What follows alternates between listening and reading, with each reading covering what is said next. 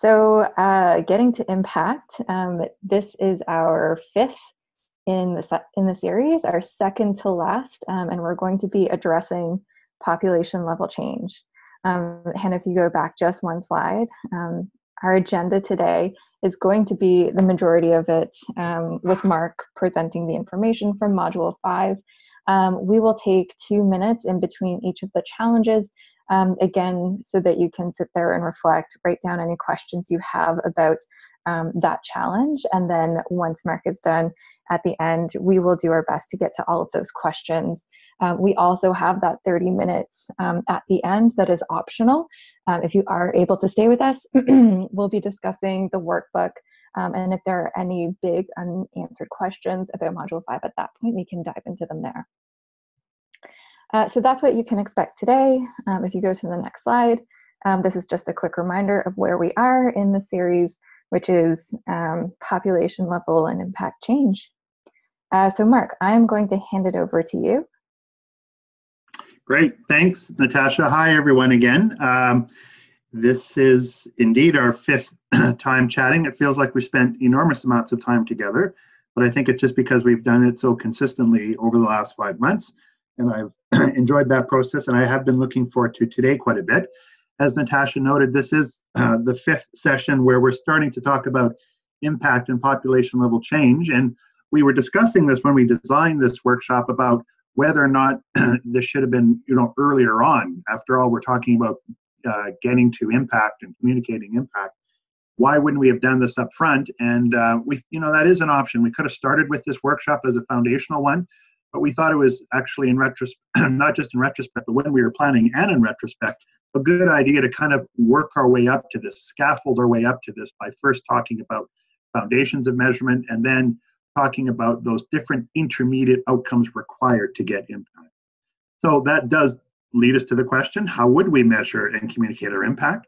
Once again, for those who either forgotten or for those who are just coming on for the first time, there's lots of reasons to measure impact and outcomes towards poverty reduction. We are actually focusing on the very basic one that lays the foundation for the other two, which is communicating our impact. We simply need to measure and communicate our impact.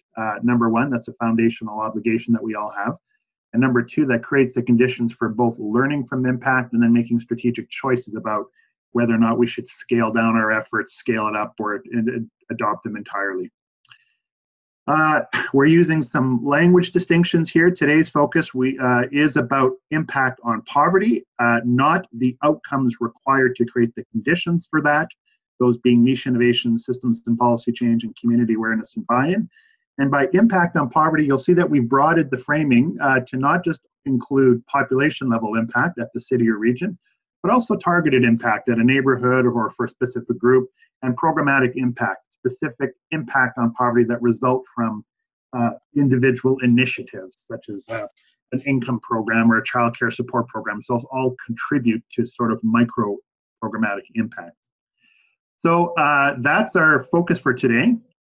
And as we do that, just once again, the distinction between the three kinds of impact, programmatic, targeted, and population. The reason we wanted to do this, and many of you already know this through experience, is, well, we all shoot for the stars and have as an aspiration moving the needle at a population level, or needles. We know that for many, many of you will either take an extraordinary amount of time to build up the volume and the quality of interventions to be able to claim any kind of contribution to that. And for others, we'll never actually get there, but we want that aspiration. But in the meantime, we should feel accountable and pressure to measure and communicate our ability to generate programmatic and targeted impact, which over time will contribute to population level impact. So these three distinctions, I think, are quite important. Let's actually get grounded a little bit about how we're going to go about doing this. And I wanted to start with just a vignette, again, drawing on the Calgary example, but we could have done any of them. And I haven't really talked to Calgary about this. I was just pretending that if someone asked me to evaluate the Calgary story or any of your stories, this is how I would do it. And you'll note that I didn't say, this is not an elevator speech, which many of you feel pressure to do. You've got 1 minute in an elevator, how do you explain impact? It's a bar scene or a coffee shop. partly because that gives us a little bit more time to talk about these things. And I'm going to give you this vignette, and then we're going to talk a little bit about the kind of things that we have to get our head around as stewards of a change process to even communicate a vignette like this. And so we're not going to look at how the sausage is made. We're just going to first have a look at what we might say about the work, and then we're going to go behind the scenes and look at some of the intricacies of making this happen. So imagine some people go into a bar and they say, hey, I've heard about this Enough for All plan to reduce poverty. It's been going on for a few years now, hasn't it? So what are the results so far? What kind of impact have you had on poverty? You, in that situation, would say, that is a good question. I'm happy to answer it. But let me give you a little bit of background before I do, because I can't give you just a number.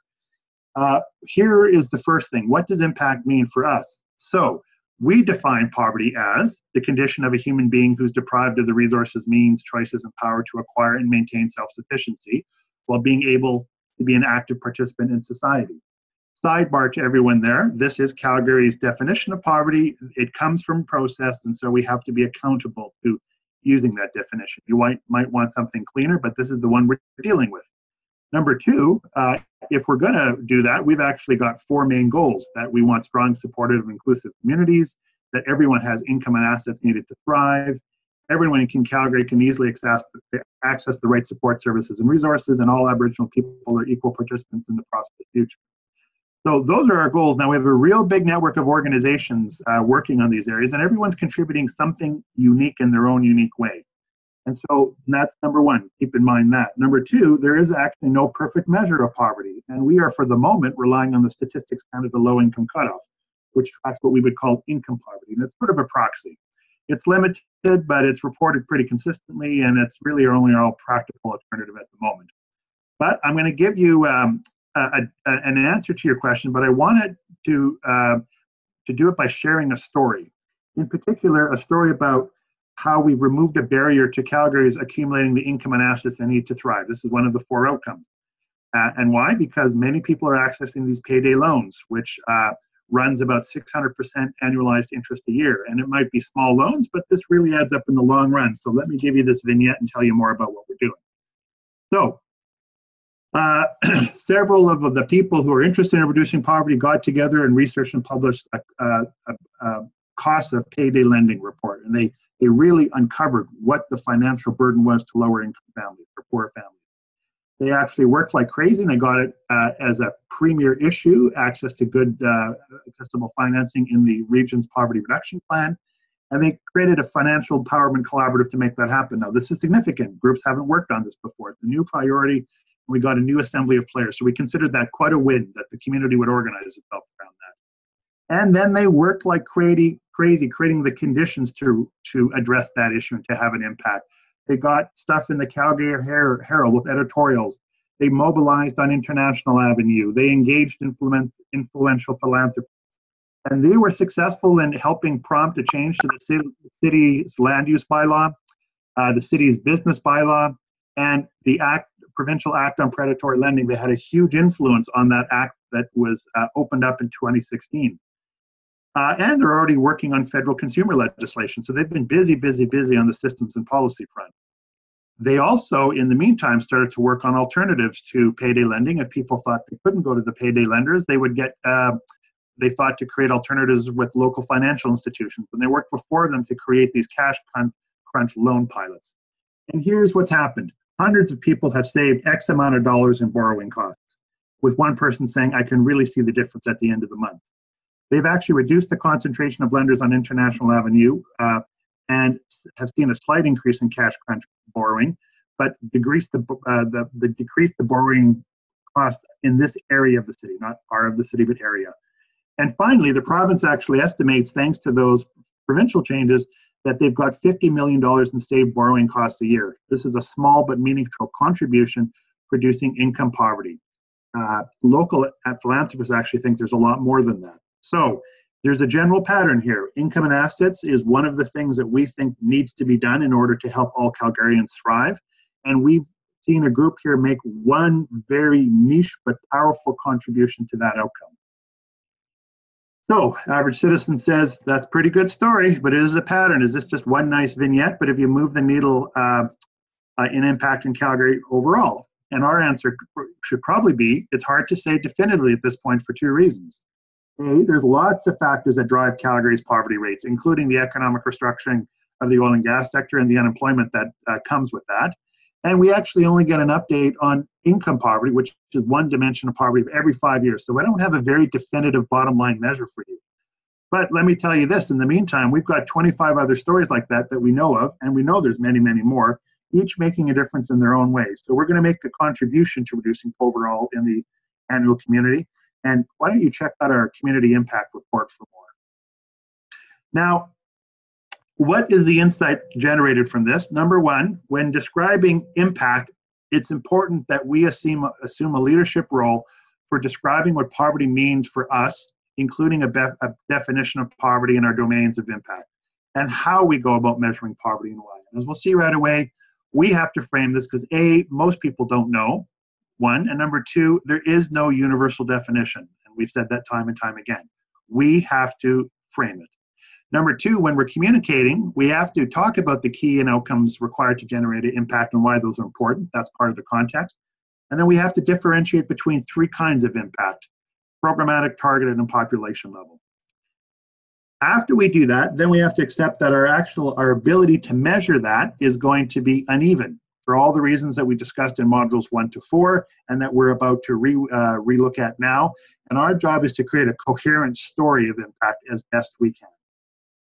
Now, how do we do that? Let's go behind the screen, see how the sausage is made. We internally have to deal with 4 different kinds of challenges. I'm going to walk through each of them fairly quickly, and after each of them, give you a little bit of time to reflect on those. And Natasha, I think you'll be popping in and sharing how people can reflect on that in small groups. Number 1 is the framing challenge. Here's the challenges. We need an impact framework, a definition of poverty, domains, indicators, and thresholds. There is no universal one, folks. You can look for it, but it doesn't exist. There are different archetypes, which we'll see right away, but no one is saying this is the one. You probably already have all the elements of an impact framework, but they're probably not explicit about it, and you should feel the pressure to make it explicit. And you may be reluctant to commit to an elements of impact definition and framework because a lot of you are working with the big tent approach to poverty reduction. You're trying to get a lot of people on board. So you have a checklist of things that you're interested in because it pleases a lot of people, but they may not be entirely coherent.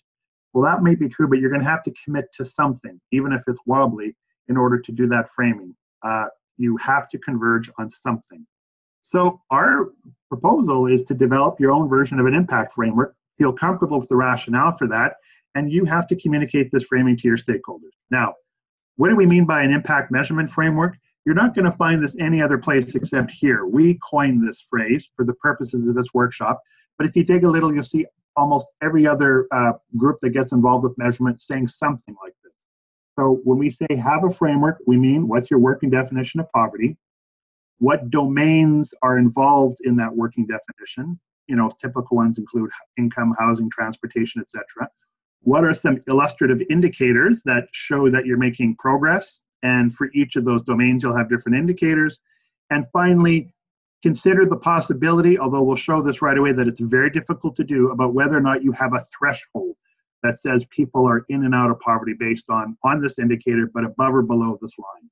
And we know that lots of people use the low-income cutoff rate, for example, which in a Canadian city of $1 million is $38,700 for a family of 4. Above that, you're out of poverty. Below it, you're in it. Now, we'll talk about that shortly, but here are all the elements of an impact framework. Now, here's the problem, though. This is taken from a terrific book by David Shipler, and I'm going to read the quote. Poverty, then, does not lend itself to easy definition. It may be absolute, an ability to buy basic necessities. It may be relative, an inability to enjoy the lifestyle that prevails at a certain time and place. It can be measured by a universal yardstick or by an index of disparity. Even the dictionaries cannot agree. Want or scarcity of means of substance, one says. Lack of the means of providing material needs and comfort, says another. The state of one who lacks the usual socially acceptable amount of money or material, says a third. So again, reinforcing, it's all over the place, folks. We have to create something coherent and frame it for our readers and saying, here is our version of this. I've already showed this quote before. I'm not going to read it again, but this gives you a sense of how complex it really is. How do you impose a definition on something like this? So here's the challenge, and we talked about this in foundation workshop number 1. When people debate poverty, they debate all of these intersectional issues. Number 1, what dimensions of poverty or domains, income, housing, transportation, how are they interconnected? The types, does it matter if you're at risk of being poor or homeless or temporarily unemployed? There's kind of different types of poverty. Demographic groups experience poverty differently. A senior on a fixed income versus a homeless youth in Victoria, which includes geography, as you'll see, dimension number 4. There's ethnocultural distinctions around poverty reduction if you dig a little bit. And there's also political and personal opinions about what constitutes poverty. So all of these things make it complex to come up with poverty. But thankfully, there are some archetypes, including a sample of programmatic and targeted impact framework. So when people say, here's what poverty and poverty reduction looks like at the programmatic level, there are things out there like family stability scales. This is highly used in the US. The sustainable livelihoods framework, which is unevenly used in Canada, but about to get a big bump, I heard. I talked to the Canadian Women's Foundation. They're going to do more work on this. And we also know that there's a sample of population measurement or impact frameworks at the national level. We have the traditional income-based measures. We have the uneven use of deprivation indices. We have the federal government's emerging poverty dashboard, and the folks at Tamarack just confirmed it came out this week, and maybe we can talk a little bit more about it at the end. That exists, and at least it's multidimensional. And we have the Canadian Index of Wellbeing, and including, and someone just mentioned to me the other day, we have vital signs as well. So there is stuff out there that's multidimensional and could be used as proxies for poverty reduction. So this leads us to a principle: accept the imperfection of poverty and impact frameworks and measures and choose one. Choose one for yourself. And here's one of my favorite examples that we looked at 4 months ago. Hamilton said, has a comprehensive approach to reducing poverty, and they said poverty is much, much more than a lack of income, but it always includes a lack of income as a key challenge. So that is their primary measurement of poverty, knowing that they also tackle multiple different domains of poverty. So that is a real big thing for you to get a hold of. Your measures will frame a broader impact framework, which includes a working definition, domains, indicators, and possibly thresholds. You may have a impact framework that is implicit or explicit, is partially developed or entirely missing, and you may have an urge to complete making an impact framework and making it explicit. I think this is where you wanted to interject, Natasha, and encourage people to have a reflection. Yeah, let's just take 2 minutes starting now. We'll leave some space here and just think about what you've heard so far. What are your questions? We talked about what impact frameworks are at different levels, presented you with some ideas, gave you the definition of a framework. So what are the big questions coming up for you about just this part of it? Just challenge 1.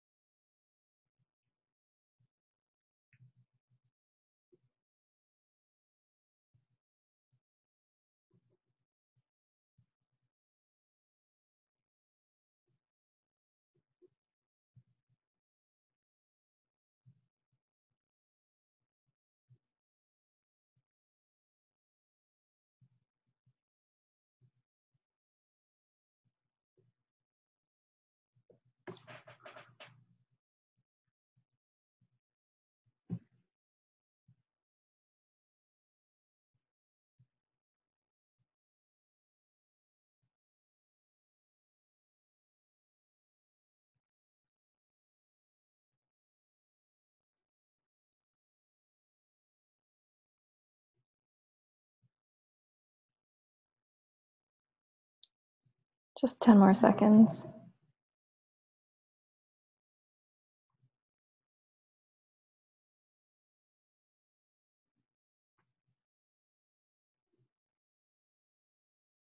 All right, Mark, why don't you move us into the next challenge? Sounds great. Thank you, folks. So that last section is pretty tough because it forces us to commit to things and to take some big ideas and make them coherent and shared. But it really is foundational to the next three challenges. These are difficult by themselves, but they're more difficult if the other one hasn't been addressed. So let's assume that you've somehow addressed those or beginning to feel comfortable in addressing those. Let's talk about the next three challenges, beginning with the alignment challenge.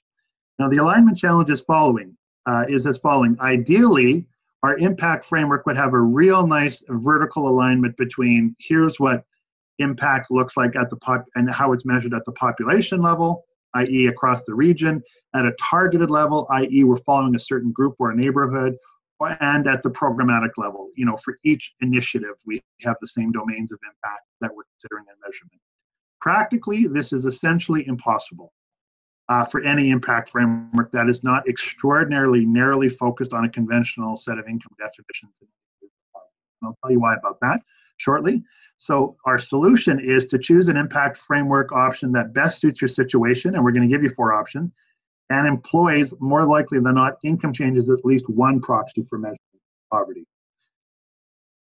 So here are the options. I'm going to go through each of those, and there might be more than this, folks, but this is the ones that we came up with by reviewing a lot of the things that are already happening in the field. Number 1 is to develop a comprehensive new measurement system that has full alignment at each different level.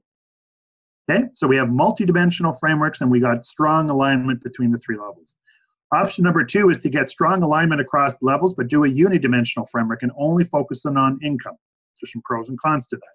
So you measure income at the programmatic level and at the targeted level and at the population level, and you'd say, well, that's poverty for us, or at least a proxy.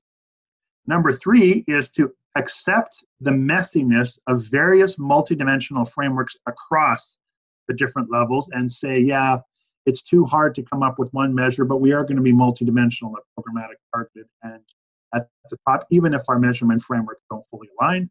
And finally, you could focus on just on income and LICO and MBM, etc., as a population level proxy, and then have sort of a very uneven, eclectic use of other measurement frameworks at the programmatic and targeted. So let's take a look at each of those. Here's option 1, top-down multidimensional framework. This is if you are royalty and you get to go to the community and say, here is multidimensional frameworks.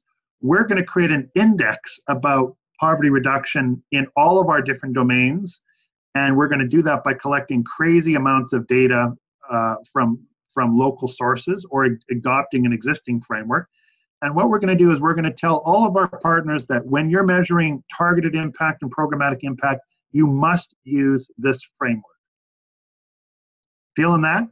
You build a multidimensional framework either from scratch or you adopt one, and then you tell everyone else, you better align your measurement stuff with this. Well, here's the advantages. It allows for multidimensional approaches, and it improves the probabilities that you'll get alignment across different levels of impact.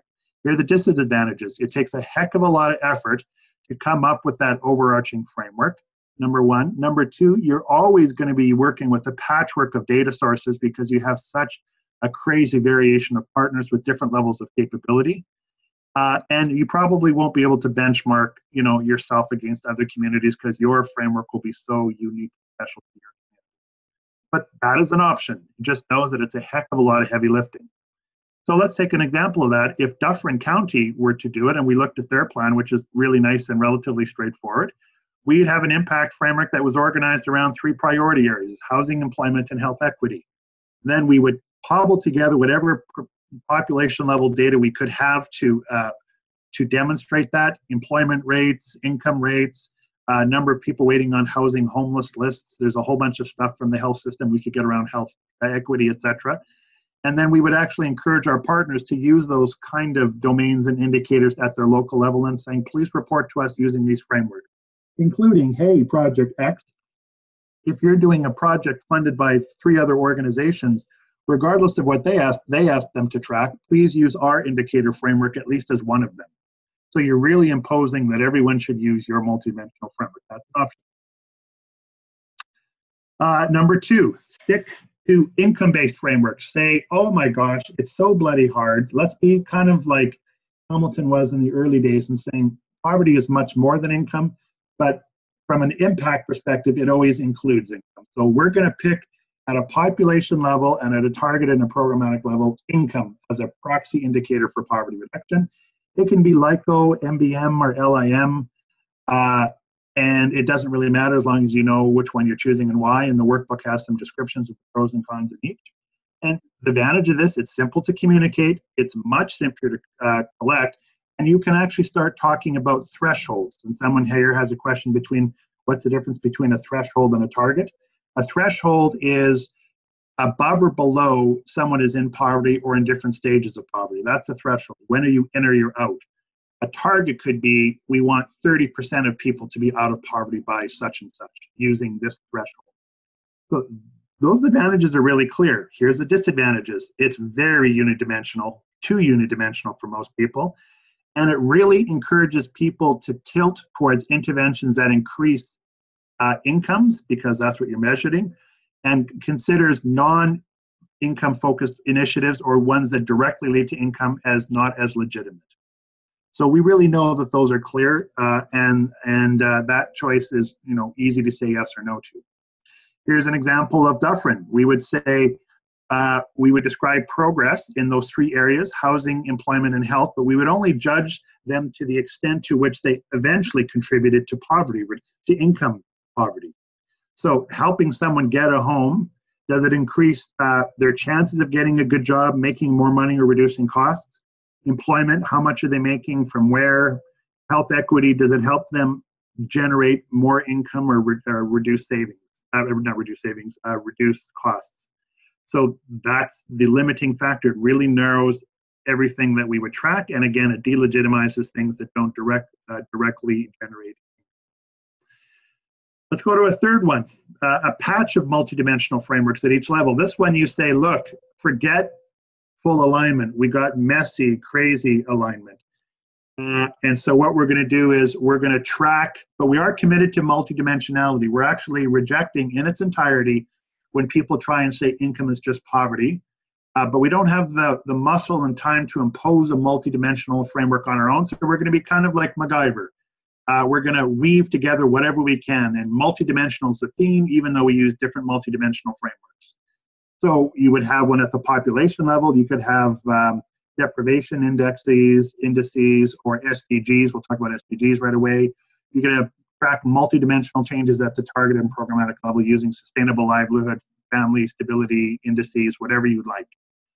Here's the advantages are clear. It reinforces multidimensionality. It gives you a great degree of flexibility and allowing for diverse frameworks.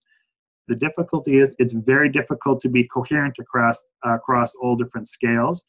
The ability for people to generate valid and reliable data for those is wildly uneven, and it's almost impossible to benchmark meaningfully across communities if that was important to you. But that is an option, by the way. The third option, oh, and by the way, I'm not going to explain how it would be for Dufferin. You would just use whatever framework you wanted at 3 different levels, as long as each of them included housing, employment, and health equity, but use whatever indicators and thresholds that you would like. Here's the fourth one. This, as we're going to argue right away, I think is probably, until further notice, the most practical. Stick to an income-based impact measure at the top and allow for multidimensional frameworks at the targeted and programmatic levels. Why? At the population level, income is a good proxy for overall changes in poverty reduction. Number 2, there is consistent and reliable and easily accessible population level data, unlike LIM and MBM. And it still allows you to deal with multidimensional frameworks at targeted and programmatic level. Disadvantages, it's extraordinarily disappointing for people who want a robust bottom line assessment about overall poverty reductions in a community.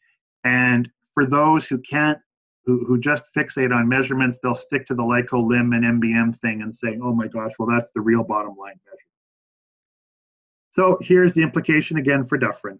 They would stick to income-based changes at the population level changes, and at the target and programmatic level, they would theoretically just focus on whatever frameworks allow them to capture progress in each of those dimensions without having to revert always to income.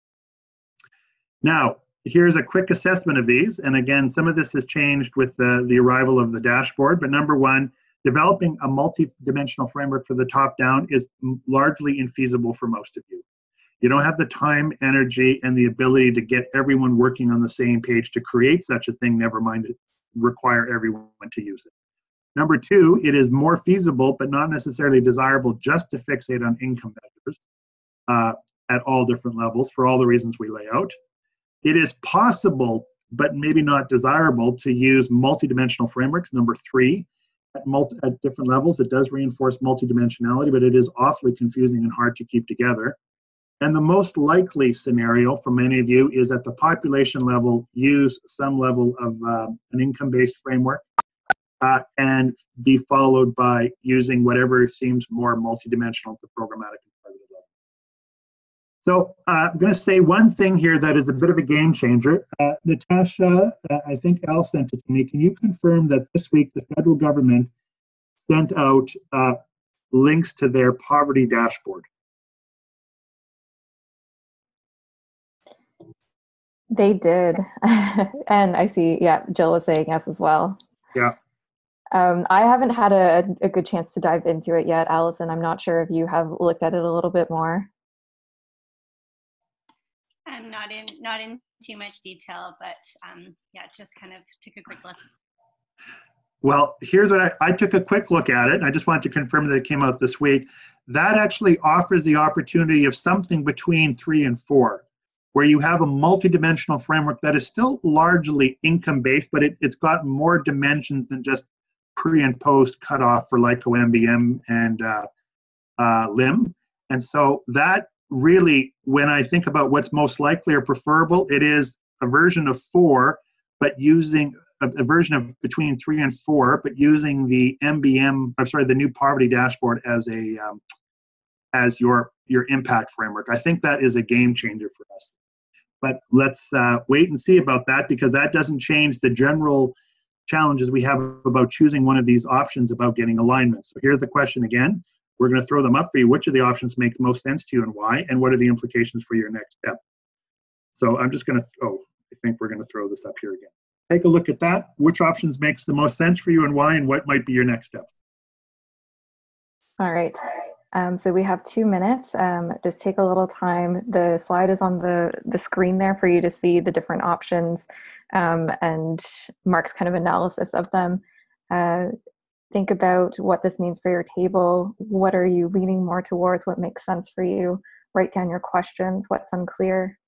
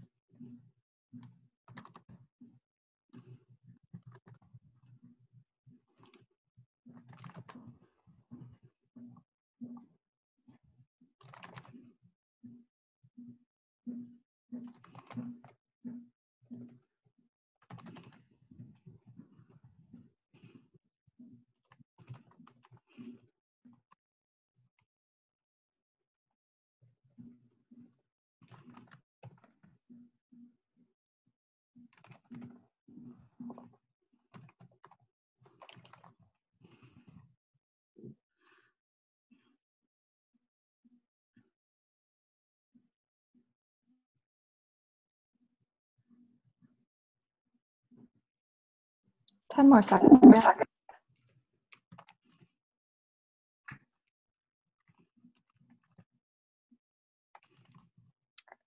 All right. Why don't we come back, and Mark, did you want to take us into the next challenge, contribution? Sure. And by the way, there's excellent challenges and questions in the Zoom chat. So I answered one of them to the best of my ability, but there's really good chatter on there. Okay, so again, why are we doing this? Because people think there is a answer if we keep digging. No, there's just imperfect options in my mind, and we need to be able to wrestle with them. And I think Yvonne confirmed this around his own experience in Calgary. This challenge is never going away, I don't think, although as I noted with the poverty dashboard, it gets a little bit better with that arriving.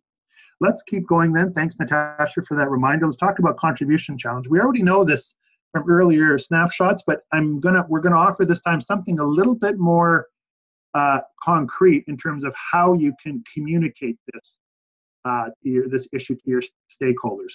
So number one, whatever impacts you're able to track at the programmatic, targeted, and population level are due to a lot of influences, not just your influences. And in fact, targeted impact, you could claim probably a lot of contribution, but as you work your way up the chain to targeted and population level, you have dramatically less impact. Those are needles that are moving for reasons well beyond whatever you're doing. So the solution is to use the language of contribution to impact, and particularly around communicating whatever impacts you produce. Now, I'm not going to go over this again, but you get the general visual here. Number one, that when we're saying we cause these impacts, you're really saying, let's prove that we cause these impacts, or you're asking people to ask you that question. Oh yeah, how do you know you would have proved those impacts? Contribution now says we don't have to prove it. We want to acknowledge there's multiple factors that produce it, resulting in an impact, or one but many of them. We want to get a rough estimate about our relative contribution to that. And so that's just a paradigm shift more than anything. And I'm not going to go through this again because you have this in your workbook. But here's what is new. And we've shared some techniques for doing this in the workbook. I think we've done a little bit of more work than we did in the first workshop. We think there's 3 types of options for dealing with this, particularly around the description and then the evaluative methods. Number one, you simply could say, here are impacts that we've seen, and our efforts contributed to these impacts when you're talking about your progress in reducing poverty. And you actually don't even need to evaluate that. You could just say, we contributed to that, and leave it at that. People will say, well, how much did you contribute? You'd say, well, I don't know, it's hard to say, but we were for sure one factor in that. You acknowledge contribution. The next one is you could go a bit deeper and you could map contribution. And this includes identifying and listing the multiple other factors that might have contributed to those changes, and whether your efforts had a low, medium, or high contribution. So if the folks, again, in that great case study of payday lending in Calgary had wanted to, they could have done this. They could have said, well, here are all the reasons that these little things happened. And sometimes we were a big influence and sometimes we were small influence. But cumulatively, we had sort of a lower medium level impact overall. But that would require you to list all the issues and to start using your reasoning and a process to determine how much weight your contribution made funnel. The third one is investigating impact, and we've given you some methods there, general elimination methods and counterfactual scenarios. This requires way, way, way more effort, and the benefits of it may wildly exceed what it costs you to go through it, but these are options. And this is where you actually get very rigorous in trying to differentiate the value of the other factors from yours, and you're doing more than just estimates. There's lots of techniques that you could use that are described in there, and they're all kind of case by case determined, but this is heavy, heavy lifting with an evaluator to answer this question.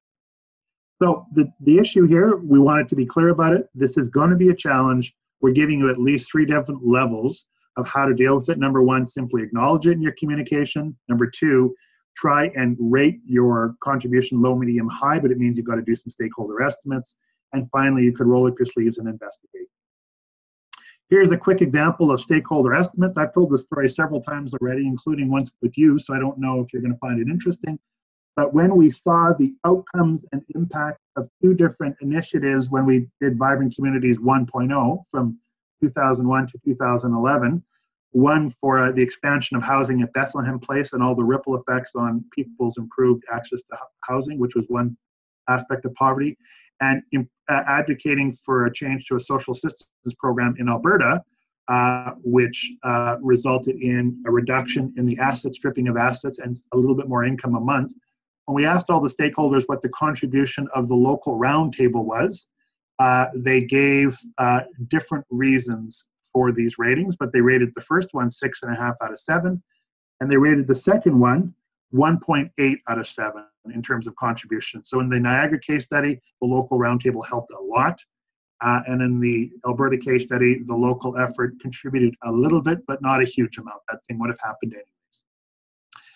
So here's the question: based on your capacity and how lightly or deeply you want to take your contribution analysis, which of the the options or methods works best for you? And here are the 3. And Natasha, again, I'll let you facilitate that chatter. All right, so we have another 2 minutes. We've talked about the contribution challenge quite a number of times now. We've just gone into a little bit more detail. So take a couple of minutes to consider how deep you want to go with that contribution analysis, what you want to communicate to stakeholders. We have some more options or more methods for you in the workbook if you want to take a look at that as well. But just sit with that 2 minutes for a little bit, write down your questions, what needs more clarification, and we'll try to get to as many questions as we can at the end.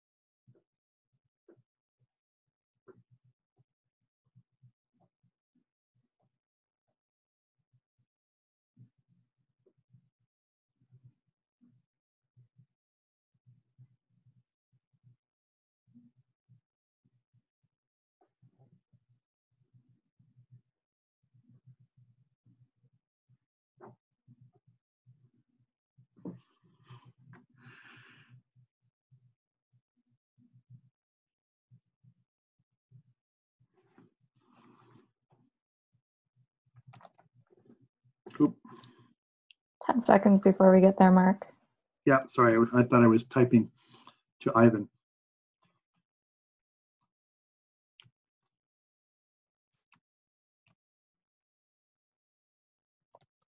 All right, why don't you take us into the last challenge on thresholds? Okay, here we go, everyone. Challenge number 3, the threshold challenge. This one isn't all that difficult to understand. It's just emotionally difficult to accept more than anything. And I've been working on this one for a long time, and I still have part of me that rejects what I'm about to tell you entirely, but I have to accept it. So here's the brief. The threshold for getting in and out of poverty is very subjective, hard and blurry to assess at the individual level, and almost impossible to clearly assess at population levels.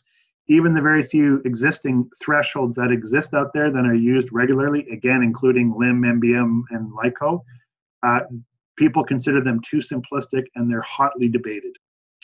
So our solution is being very careful in how you communicate your effort to reduce poverty at all levels, emphasizing that the journey out of poverty is subjective. So even if you say 30% this and 20% that, you then go ... But again, it's different from everybody. I think that's the best way to think about it. Here, once again, quoting from David Shipler, The Working Poor. This is such a great quote. The exit from poverty is not like showing your passport and crossing a frontier. There is a broad strip of contested territory between destitution and comfort, and the passage is not the same distance for everybody. But again, I want to really reinforce that is such a terrific book for really getting your head inside of these things. So let's talk about some existing frameworks that have thresholds. These, again, some are targeted population levels, some are better at the programmatic level. Self-sufficiency scales, which you have a link to in your workbook, they've actually talked about thresholds. They've got different thresholds of family stability, and all the way from crisis to thriving. And for each of those scales, you'll see across the top there, you can't see really well here, the different domains of employment and housing and family connections. They have what it means, what would it look like to be at each different threshold. So they've actually produced something like that. And everyone, including me, loves the coherency of that. And then everyone, including me, will look at it and go, that's a bit too simplistic. And everyone, including me, then has to make a choice to saying, I may well accept the imperfections of that framework because at least it provides some coherency and a rough understanding how things move. Number two, there's also lots of work on deprivation indices that have thresholds, and it depends on what research methodology you use and which different research approach, and there's a lot out there. We've given you the links to a couple. They all have different thresholds between low, medium, and high that they can turn to, so they have thresholds. Sustainable livelihoods also have thresholds sort of in the same way as family stability scales, even though they're not as well developed or defined. I believe, but I'm not completely certain because I only had a really quick look at it when Elsa sent it, that the poverty dashboard may or may not have thresholds as well. So that means above and beyond when they say a percentage increase or X number of people are experiencing this, there's a zone which says before this means poverty, this doesn't mean poverty. I'm not clear if they have it, but they could have thresholds. So thresholds, they exist out there. So coping with this question about how do are people exiting poverty? So your choices are pick an existing framework that comes up with the thresholds or develop your own customized thresholds. Now, if you're going to go down this road, existing is way easier. Developing your own customized thresholds, I think, will take you forever because they're going to be so hotly debated and it takes a hell of a long time to come up with them. If you do have impact thresholds, your ability to use them will ultimately be very weak, even if you've developed them, because you have such crazy, uneven levels of capacity and influence on your groups. Remember that? That's one of the key factors. Level 1, level 2, level 3. Level 1 is you control it all, you build and drive. Level 3 is you support from a distance. So you may have terrific thresholds, but what if you give them out to people and only 1 out of 10 partners is even ready to pretend that they could use them? So here's the optimal solution. I do think it's important to communicate the number and variety of people affected by your journey to reduce poverty, and you could do that at the programmatic, targeted, and population level, and that you could earn that. You can't really say if they're out of poverty or not, because each journey is unique. You could then still say, but let's track and report population level exits out of poverty, either using LIM, LICO, or MBM, so that should be MBM, not LIM twice, and confirming that they're clumsy proxies only. By the way, we could also introduce the poverty dashboard that just came out this week. That might be a proxy as well. And you could then complement that by using participant testimonials or narratives that describe the impact out of poverty, add a little bit of the impact data from individual thresholds to illustrate that journey out of poverty. So what do I mean by that? Well, if I had could be the dictator of the cash crunch loan story, I would be tracking how many people were affected, how deeply they were affected by those cash crunch loans, the reductions in costs, and I'd have participant journeys about the meaningfulness of those savings to them and how it contributed to their overall journey, using testimonials that way. It doesn't give you a bottom line measure, but it illustrates the kind of journey that most people experience exiting poverty. So again, intellectually easy to get, thresholds are hard to develop, and even when you have them, they're hard to implement. So you probably can't really use them in your work except at a clumsy level at the population level.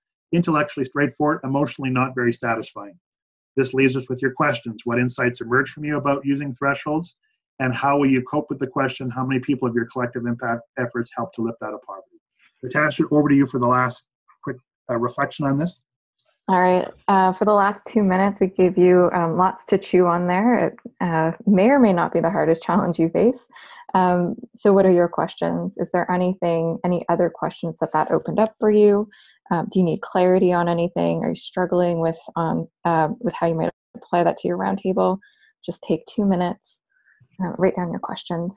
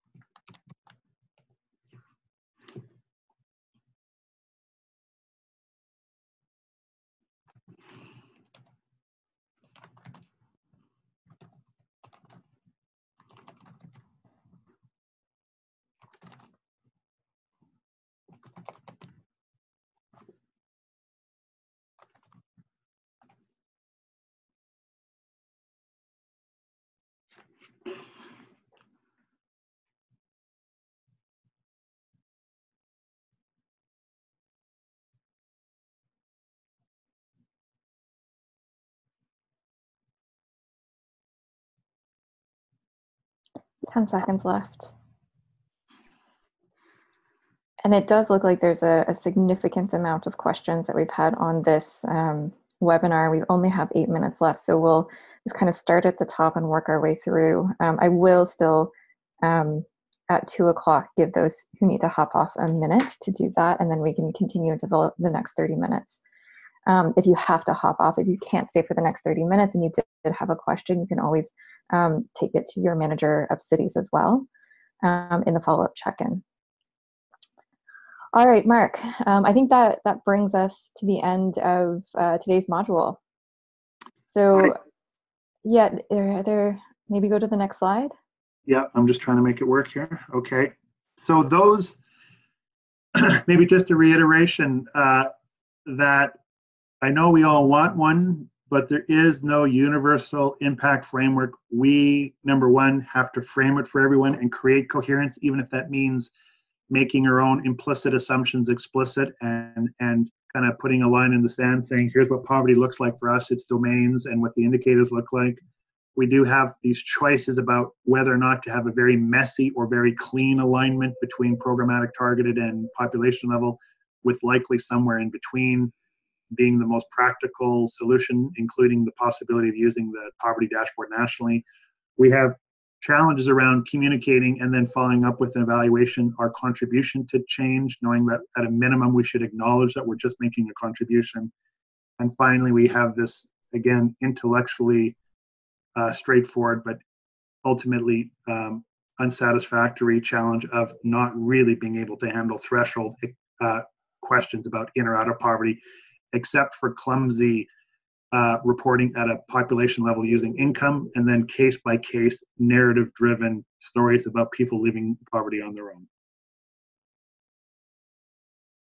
That is the kind of messy stuff behind the scenes. And if we rehearse this and understand this and become comfortable, then we should have a much easier time walking into an elevator or a coffee shop or a bar and answering the question, hey, how is your poverty reduction effort going? Over to you, Natasha. All right, thanks very much for bringing that all together, Mark. If you go to the next slide, Hannah. I think it's me.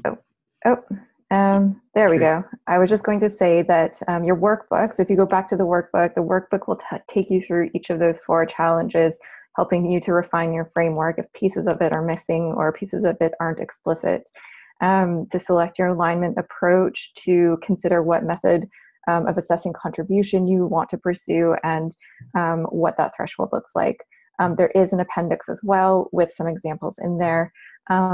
So that is your homework for now. If you go to the next slide, Hannah. Oh, there we go. We only have 5 minutes left before we let those folks go who need to leave at 2. We do have quite a few questions in the questions box, so why don't we just address the very first question, which was Yvonne's, around selecting Selecting a framework. I think it's a really great question, Mark, both for you, but for other people as well. How do we select a framework? Or how do we foster agreement on indicators and thresholds when you have broad coalitions, people working at this from different foundational perspectives, different genders, faiths, etc.? Maybe Mark, I'll turn it over to you first, but then other people who have been through this as well, open up to you as well. Sure. Yeah, I'll just give two introductory comments about how my general principles for how to do that, knowing that the specifics depend on situation to situation. So Yvonne and I were together. I witnessed the group renewing its plan in Calgary and understood a bit more about those contexts. So a lot of this is context sensitive stuff. Number one, I always emphasize the need for the framework. We need something that's coherent for everyone, number one. Number two, to call it a working framework, to say it's not the framework, but it's a working framework for the purposes of this initiative. That takes the temperature down a bit. And number three, often use the phrase, it's a minimum spec framework, means these are common things across the different sites, but groups can add on additional features if they want to, if they don't see it in the common framework. Because often what happens is in order to get everyone on board, we just start piling up feature after feature after feature, which often those 37 indicators are too much to track, or domains, number one. Two, they're often contradictory. And number three, they're incredibly difficult to understand. So they don't turn out to be useful. It turns out to be a political exercise and compromise. So again, why do we need one? Number one. Number two, let's call it a working impact framework. Here's our definition and impact domains that we all that doesn't have to be perfect. And number three, minimum spec, something that's universal for everyone. But if groups want to take that minimum spec framework and add their own unique features on for their own purposes, they can do that. So that's how I tend to deal with it. But I think you're right, Natasha. This is an exercise that lots of people go through, and it's not just around indicators. It's also things like targets and plans and priorities in general that we have to find consensus on. So let's open it up to other people. Is there anyone else who's been through this or been through something similar? I know we have a lot of coordinators of multi-sectoral roundtables on the call here. What are your thoughts?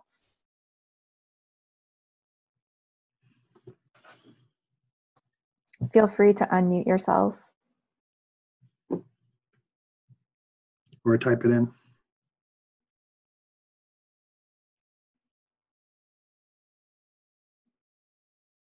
Anyone been through something similar recently, establishing a definition, identifying priorities? I will jump in. It's Jill from Grey Bruce Poverty Task Force. We are in the refresh, and that's what we're doing with the Getting to Impact right now. So 6 years ago, we did an exercise in which we looked at our definitions and we went through our sectors, and over the 6 years we have refreshed a few times on our vision or the larger impact, but we at that point we actually selected that we weren't going to do some of the drill down, that a lot of it was like the discussions you've had so far around creating the conditions. And then we, in the last 2 years, I think, have gotten away from that larger collective vision of what we're all respectively doing. And we've broken down into silos and gone back to our micro projects, if you will. Mm-hmm. So this Getting to Impact, that exercise that we're doing right now, is actually taking it right back to the larger group. So our Poverty Steering Committee just yesterday in a meeting have decided to do a full day workshop in August. Carolyn and Kathy, if you're on the line, this just came yesterday afternoon. And they want to, at the steering committee level, to first get a handle on all of this work and look at whether our framework is sufficient for us or not. So asking the same questions Mark's just posed to us. And then how much do we want to undertake with the backing of both our counties. because our 2 counties also don't have poverty reduction strategies in place, and they don't report on poverty reduction. Mm-hmm. Everything they do is just projects funding towards Right. Certain sectors. So they themselves are asking themselves the same question for their county as a whole, and that's 17 municipalities. Wow.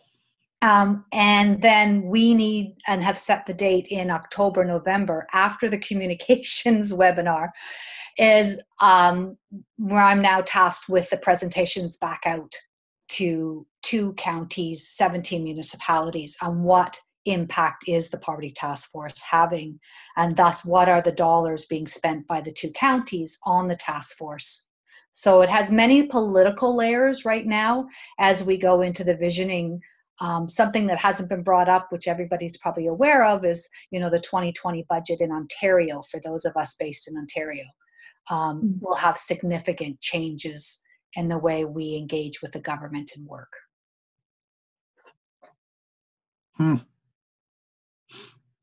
That's great. Thanks, Jill. Did anybody want to build on that or share their own experience with managing that multi-sectoral table, coming to agreement? Natasha, if no one, I'll just put my name up if no one wants to jump in, but we'll wait another 30 seconds here.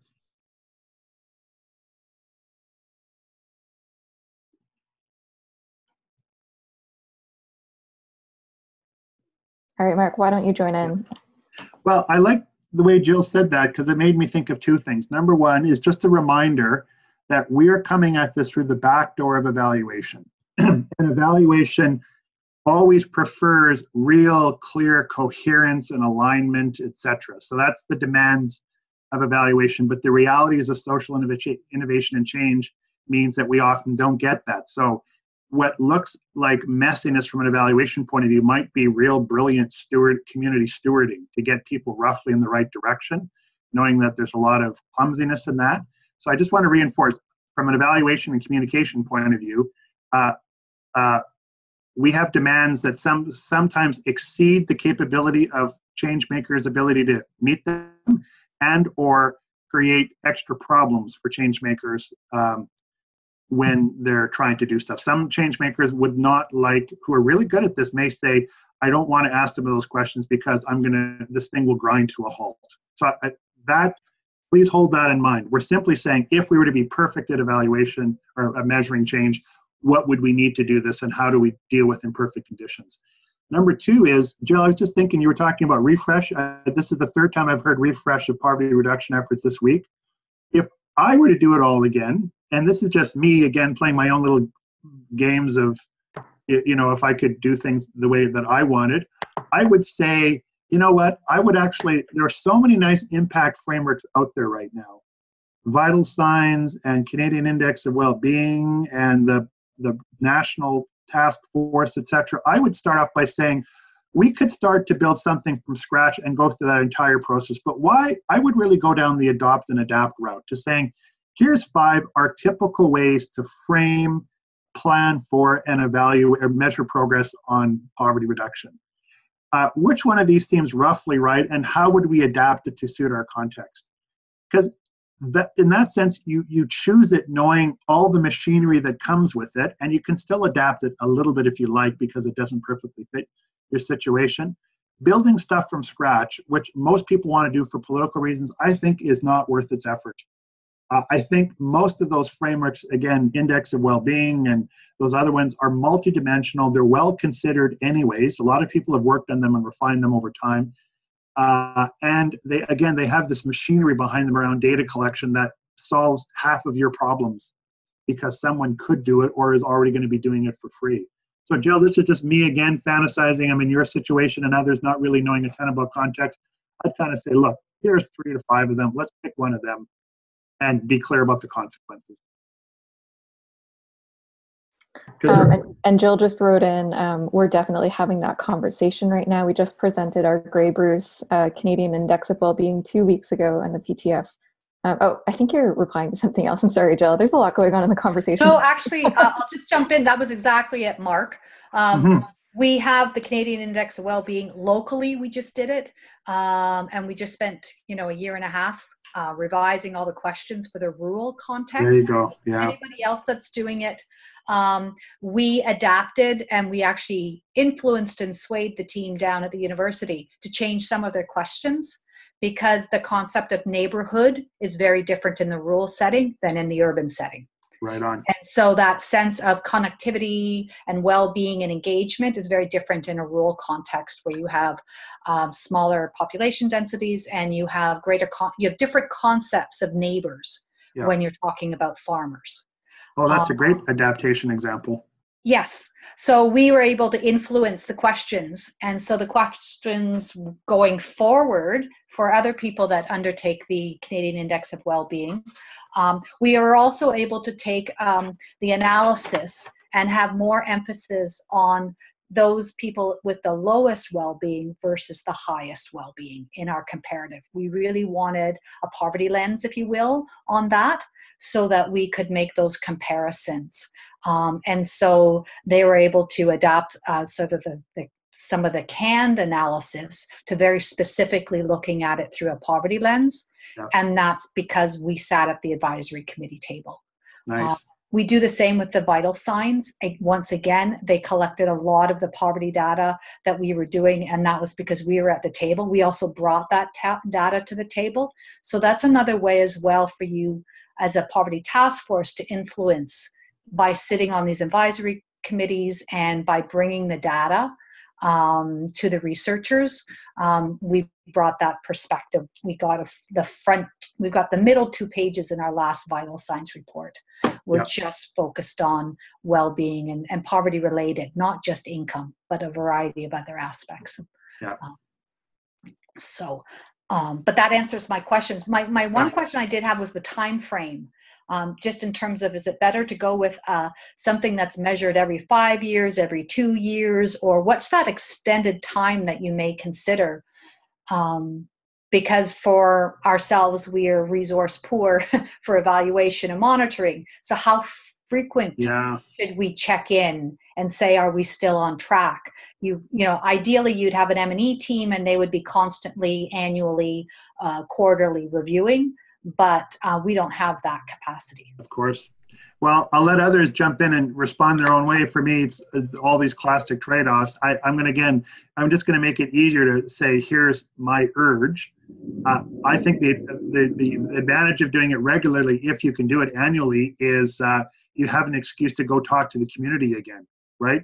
Or even to do sections of it, to say, we're going to do this section of the reporting and monitoring this year, because you get to be in front of people and saying, hey, the new numbers are out, and we're really going to put a push on housing now. It's just a mobilizing tool, and it more than anything. The downside is you're probably not, at least at the community level, being able to move anything within 1 year. Even 5 is going to be difficult for some, and it is expensive. So I think it really is a trade-off between the two. I have the urge to use that data as mobilizing data, but that may exceed the grasp of many average groups.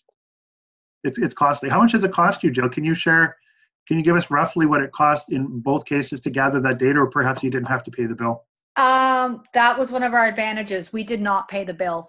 Our Southeast Grey Community Health Center actually were the ones that initially were only going to do their catchment area. And then we managed to get a Trillium grant to cover both counties. Great. And so it was, we just released it 2 weeks ago, so it's fresh. But even now, I'll just give an example. We shared it with the CAO of Bruce Power, which for those of you in Ontario, that's a pretty big nuclear plant. And they are heavily involved in a lot of the programming out to the community. And they still asked, well, do you have anything else to verify what you covered in the Canadian Index of Wellbeing? And we are all like gobsmacked, because we're like, isn't this enough data to prove what we're doing? To prove the funding model should follow along with working on these aspects. Right. So we are kind of like, oh gosh, you want more data? We work heavily with the vital signs, and we're lucky we get that funding through Community Foundation, or led by the Community Foundation in partnership. And we've done youth vital signs. Now, actually, the latest thing is to tie the Sustainable Development Goals with vital signs. Yep. That's something Community Foundation Canada is leading on. Yep. Great. Let me just, I know we have 20 minutes left. Let me just let some people go if you need to hop off. I know that we're about 10 minutes over. We just had a couple of reminders before you do leave. Hannah, if you go to the next slide.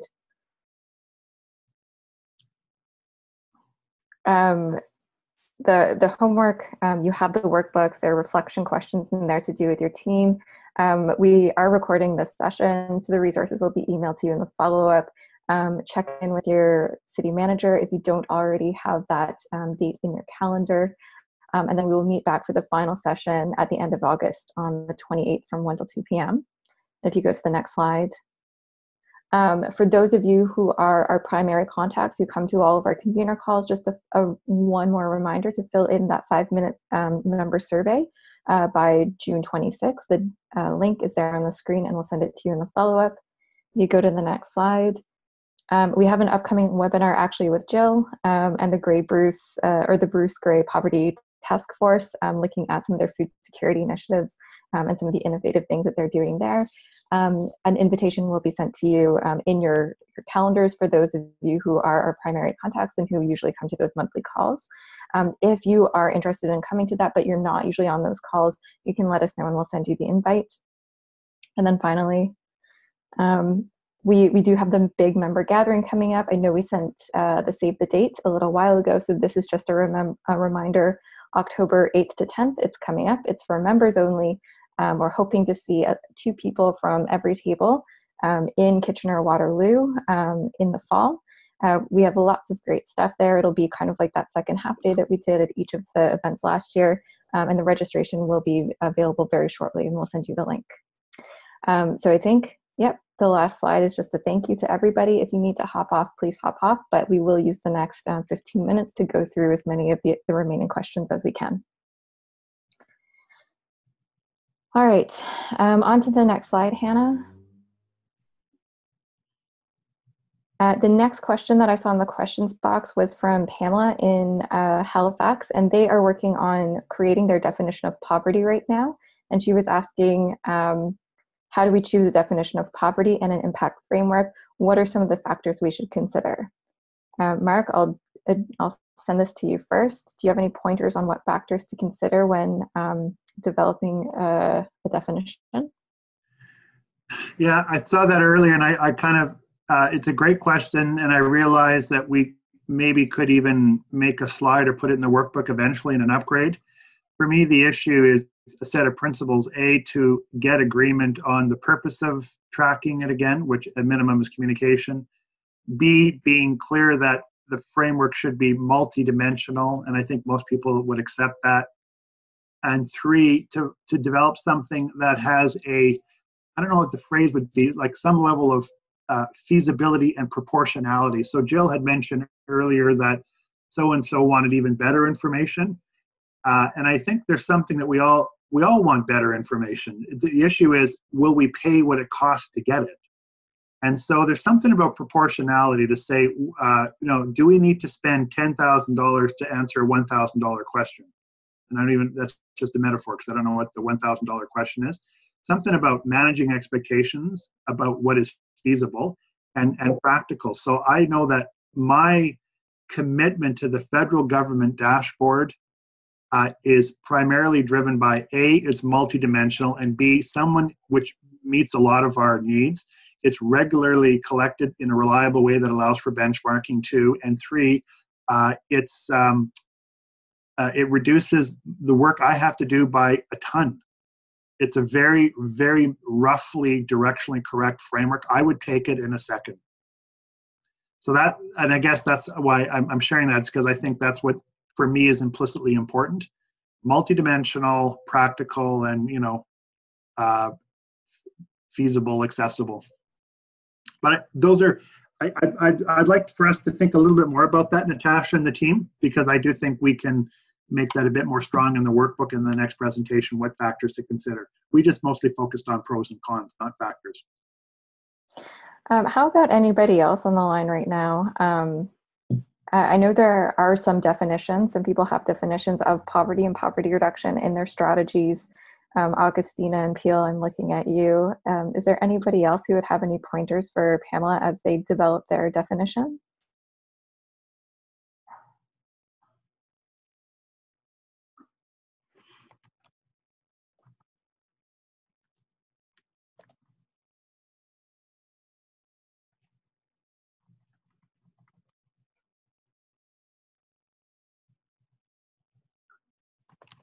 Okay, so maybe we'll leave it at that and we'll come back around to defining some of those extra features next time. The next question in the box was from Erica. I know we've brought up the dashboard a couple of times now, and Mark, you provided a really great answer. Did you just want to speak a little bit more on the line about what makes the dashboard a game changer?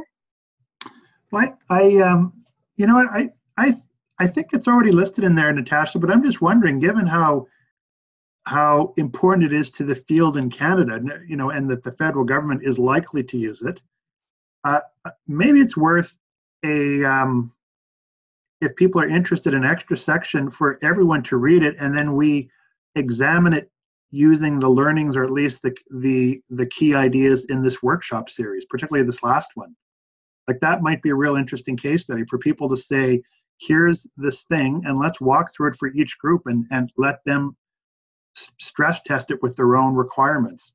So someone might say, yep, it's multidimensional, but I hate those dimensions. Or it's multidimensional, but it's still largely about the costing of different material goods in someone's lives. It doesn't really matter. It's just, it could be a really good learning device. And again, I don't think you want everyone to have to join that call, but what an interesting thing that would be. A thorough introduction and review of that framework using the lenses from this series. I'm not avoiding the question. I'm just thinking about how it could even be more productive. And it looks like Jill is interested. Would anybody else on this call be interested in doing that?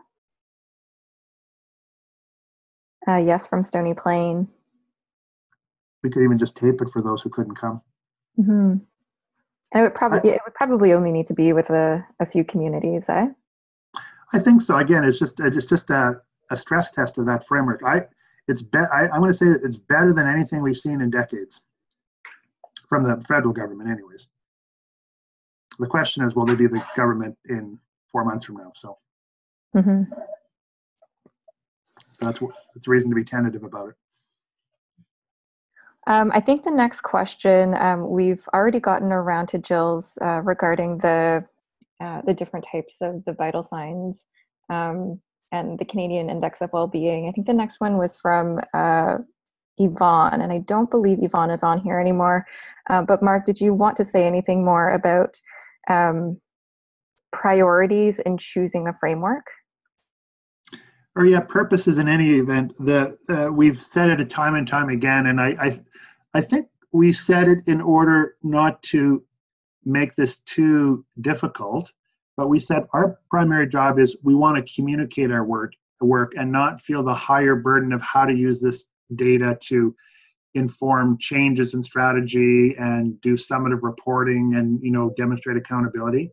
So the one advantage is we're simply saying, can you tell a coherent story? On the other hand, Yvonne quite rightly said, yeah, but how do I use this for others where they're going to demand there's a higher order expectation, like I'm supposed to prove that we did this. Mm-hmm. A lot of that is covered in this framework, but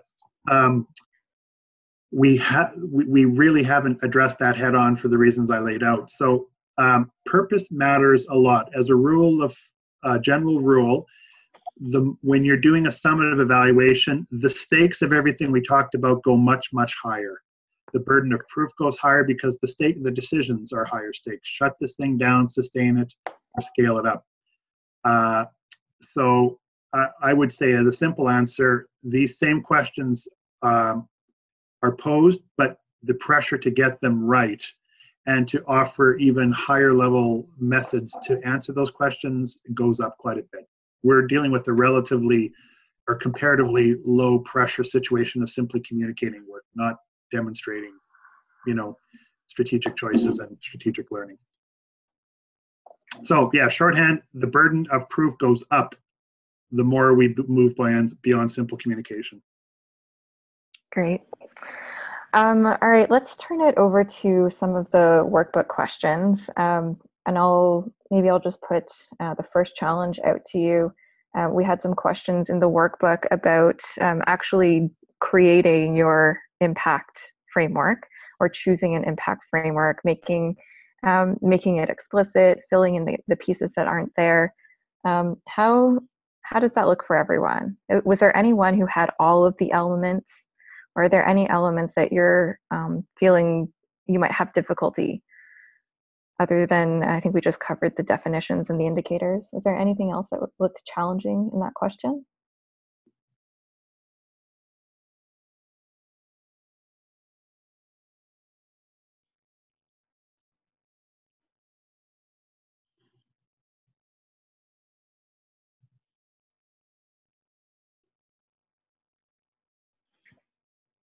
Well, we just covered quite a bit of it in the other questions. How about the approaches? Has anyone taken a decent look at the different approaches, those four, either top to bottom, multi-dimensional, income-based only, multi-dimensional, kind of in patchwork, and using a proxy? Does anyone have strong feelings towards one or the other? Is anyone using them already? Or what questions do you have about selecting one of those approaches? I'm just going to jump in here. This is Sherda from Stony Plain. It took me a while to get my mute off mute. I wanted to just quickly jump back to the challenges. And one of the things that I'm finding is difficult for me to wrap my head around is trying to get that beyond that conversation piece, or the discussion about what we want to use as a framework, and having people just fixating on all of their different measures that they want to use, rather than just saying, okay, we know nothing's perfect, and let's just choose one and go forward. It's getting people beyond that discussion point is a challenge for me. It's almost like we just need an authority to say, this is what we're all going to use, and just blanket it out there. I would love to say that in my community, this is just what we're going to use, but I don't have that authority. So it would be nice if we could have something come down and say that this is, and maybe it will be the Canadian dashboard. And that would make my job so much easier, just to have that authority behind it.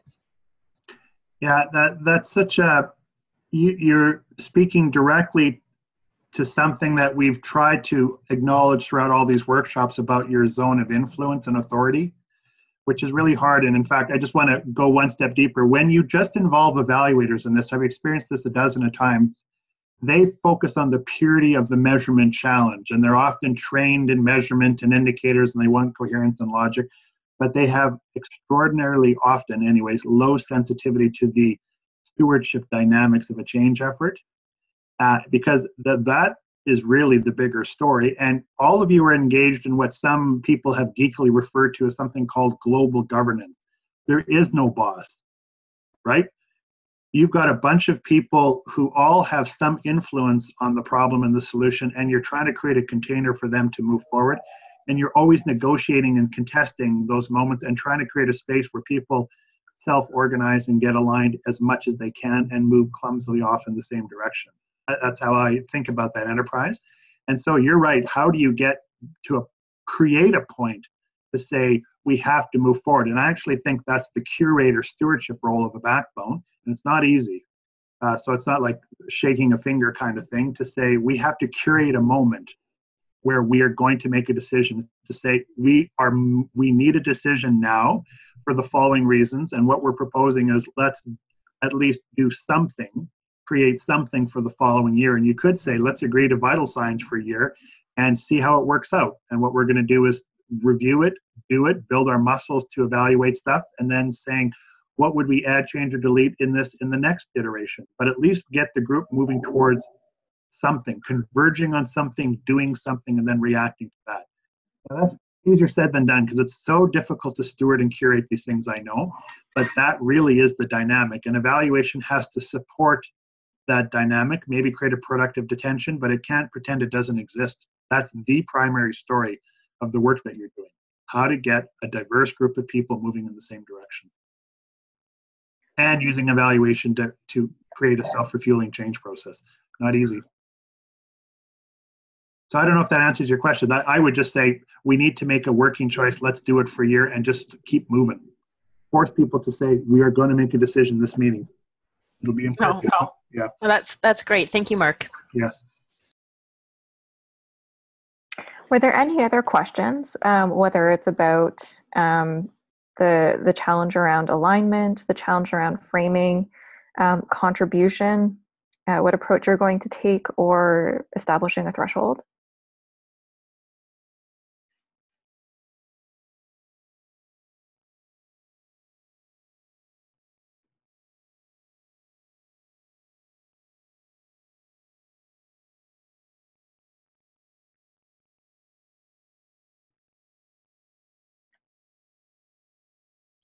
Has anybody done contribution analysis before and has had good experience with one method or another?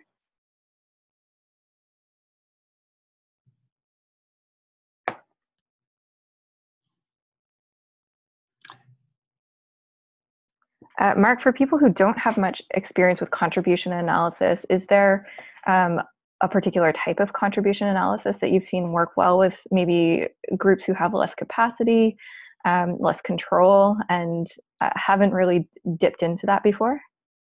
Well, thanks, Natasha. I think we linked to one of them in the workbook. There's a great resource that I think all collective impact stewards or roundtables should be familiar with. It's called Social Analysis Systems 2, SAS2.net.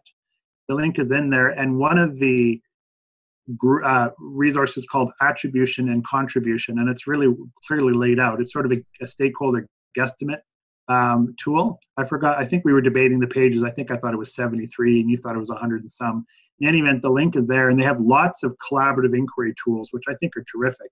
That one I think people should take a look at and see if they could try it out for one of their initiatives. I think it'd be a lot of, people would learn a lot from using that simple thing. And again, it's really well described, so it's a good entry level methodology to play with. That's great. Yeah, I don't think in my check-ins I've spoken with anyone yet who has done contribution analysis. So this might be something that everybody's taking on fresh this year or next year. You had also talked about outcome harvesting, I think, as maybe not something less resource intensive, but is maybe closer to 1 page instead of 12 pages. It could, you're right. The idea of outcome harvesting is there's a long version and a short version. The short version is you could create these little outcome vignettes.